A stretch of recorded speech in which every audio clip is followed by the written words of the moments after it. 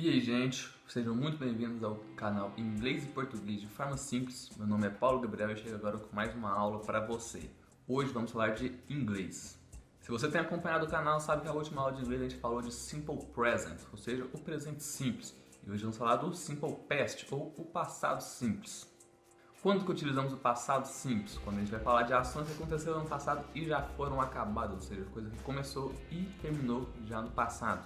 Como por exemplo, se eu for falar eu joguei bola ontem, eu comecei a jogar e terminei de jogar bola ontem, ou seja, é um simple past. Em inglês ficaria essa frase da seguinte forma: I played soccer yesterday. Então aqui vamos começar falando da formação do simple past. Ele é formado da mesma forma que o simple present, com sujeito, verbo flexionado no passado e o complemento da frase. Como eu disse, I played soccer yesterday. I é o sujeito, played é o verbo flexionado no passado e soccer e yesterday é o complemento da frase. Então vamos começar falando sobre o simple past nas formas afirmativas, que é a forma mais difícil de se aprender.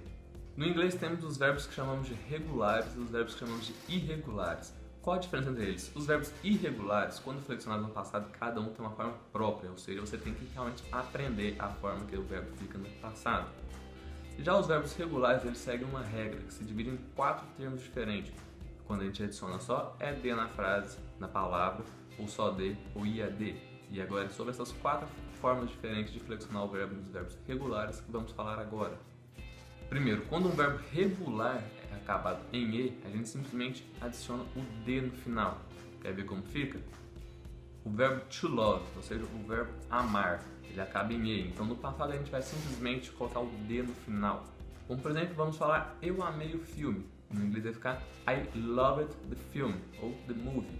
Viu que a forma original do verbo é love, L-O-V-E, e no passado fica loved, apenas adicionamos o D no final.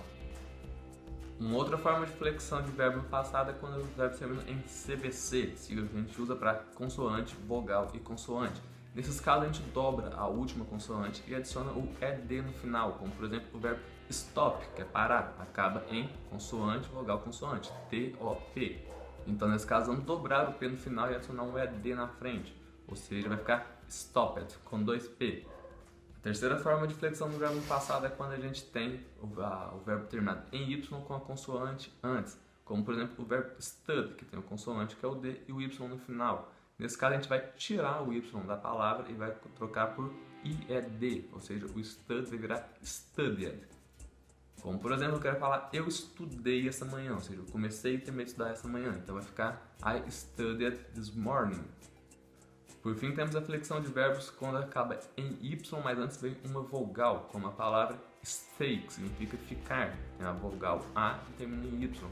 Nesses casos, a gente não tira o Y e só adiciona o ED no final.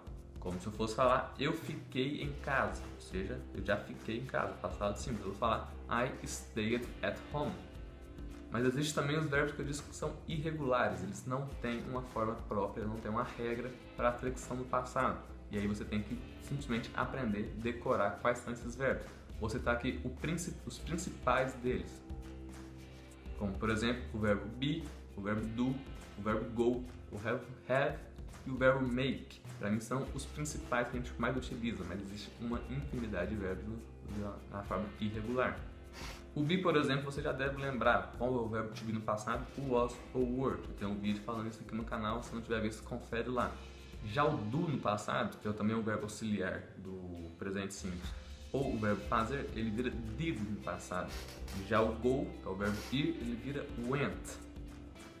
O verbo have, que significa ter ou possuir, a gente fala had, a gente troca o V pelo D.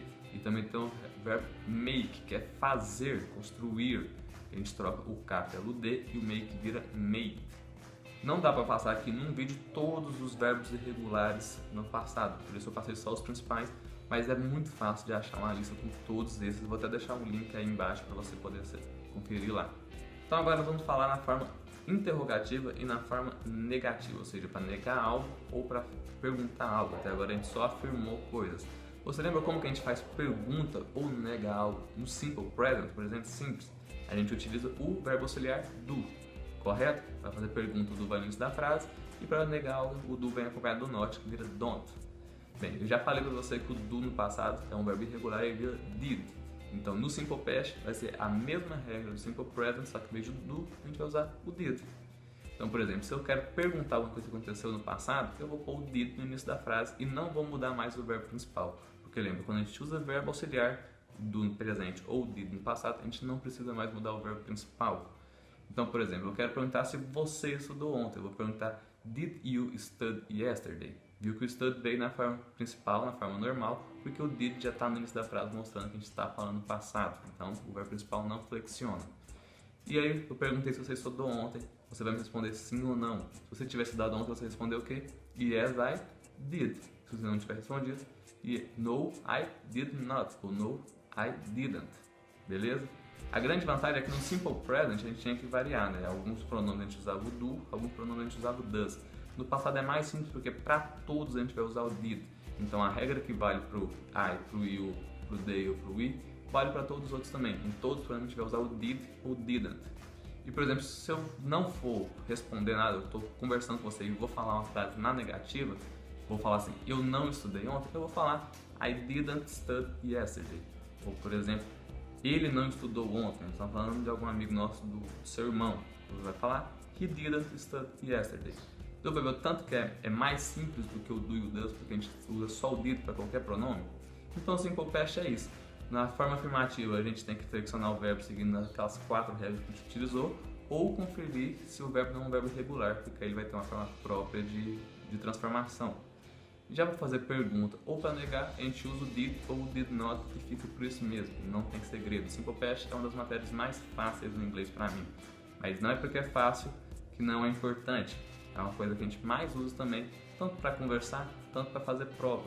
Então, se você está estudando inglês, se você quer aperfeiçoar no inglês, falar inglês melhor, escrever melhor, ler melhor, ou quer fazer uma prova, quer fechar a prova de inglês no Enem, no vestibular que você for fazer, tem que saber Simple Past, porque é uma coisa que cai muito. Se não cair na questão em si, com certeza cai no texto de apoio da questão. Então, você tem que saber usar corretamente o Simple Past e saber identificar quando os verbos estão no passado. Beleza? Essa foi a aula de hoje. Na sexta tem mais um vídeo agora falando sobre português.